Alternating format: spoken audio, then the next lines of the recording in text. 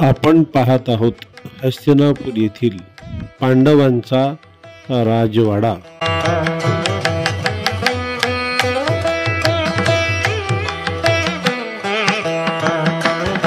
पाच पांडव याच ठिकाणी या जागेवरती हस्तिनापुर या गावी पूर्वी राहत होते असा इतिहास आजही इथे गेल्यानंतर सांगितला जातो। पांडवांच्या नगरीमध्ये हेच ते मंदिर की जिथे पाच पांडव महादेवाची पूजा करण्यासाठी येत होते। या मंदिराचं नाव आहे पांडवेश्वर महादेव मंदिर।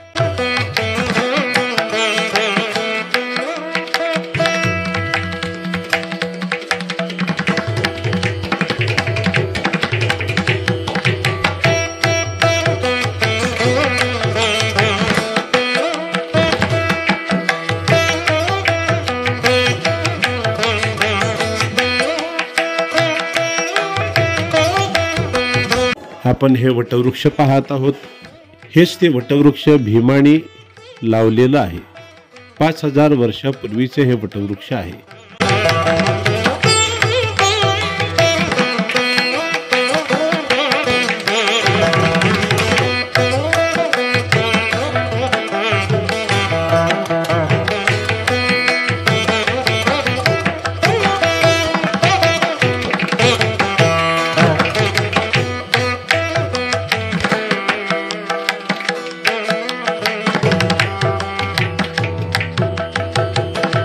पाच 5000 वर्षापूर्वीची ही विहीर, याच विहिरीमधलं पाणी पाच पांडव शेंदून पांडवेश्वर महादेवाच्या शिवपिंडीवरती अर्पण करत असत अशी आख्यायिका या ठिकाणी आहे।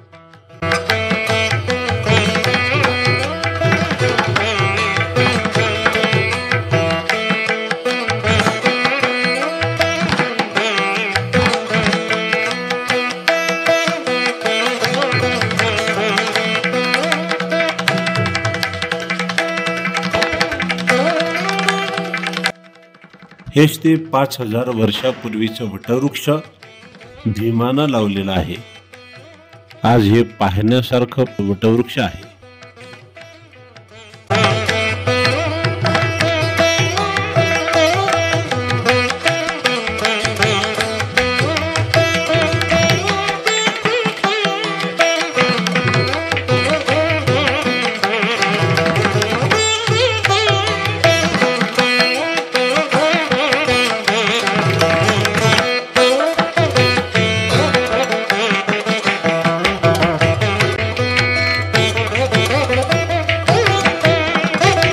हेच ते 5000 वर्षापूर्वीचं पांडवेश्वर शिव मंदिर। हे शिवलिंग अतिशय जागृत आहे। पाच पांडवांनी भगवान शंकराची या जागेवरती बसून आराधना करावी। अतिशय सुंदर आणि मनोहर हे मंदिर।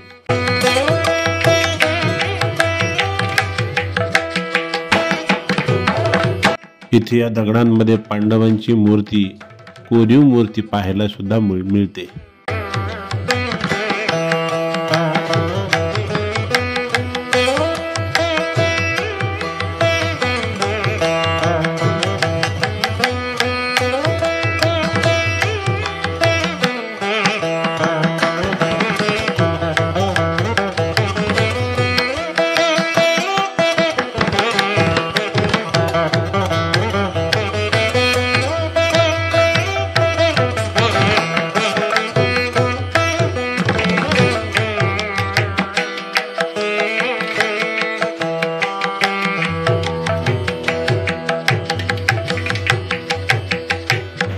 शिवमंदिराच्या अगदी शेजारीवरती पांडवांची कुलदेवी जयंती माता, या कुलदेवतेचं मंदिर सुद्धा अतिशय मनोहर आणि सुंदर पाहायला मिळतं। अतिशय छान जयंती देवीची मूर्ती इथे आपण पाहू शकतो।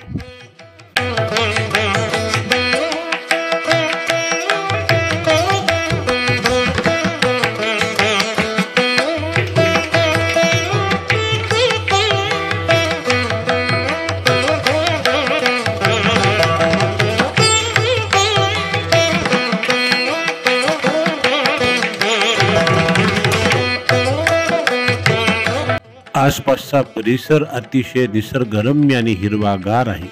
या पवित्र ठिकाणी शनी मंदिर सुद्धा आपण पाहू शकतो आणि दर्शन घेऊ शकतो.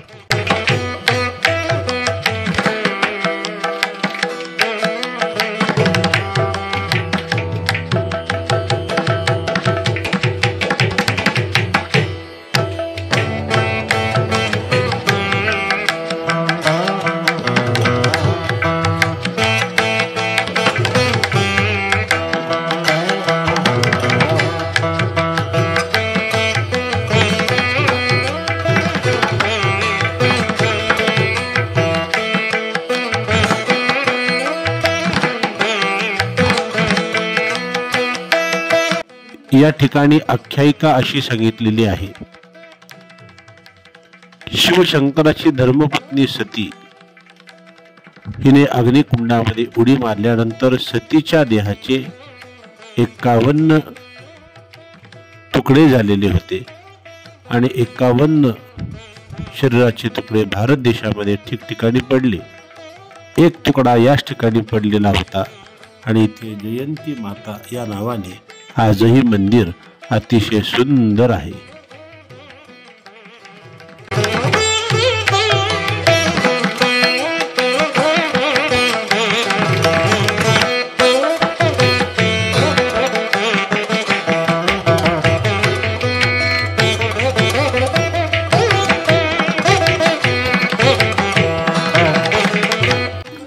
जयंती माता पांडवांची कुलदेवता.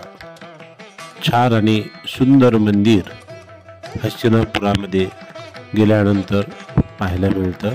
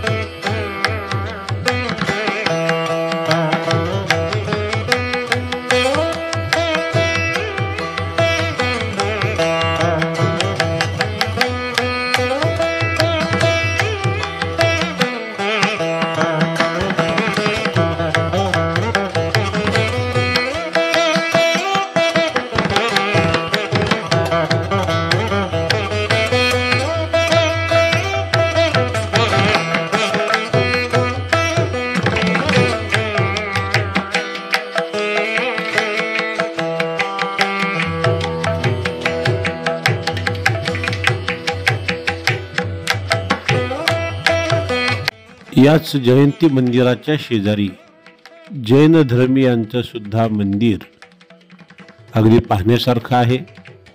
हा परिसर या जैन धर्मीय लोकांनी सुरेख आणि मनोहर तयार केलेला आहे. भक्तवर्ग जातात आणि तिथे गेल्यानंतर या जैन मंदिराची सुद्धा भेट देऊन येतात. तिथे जातात, दर्शन घेतात.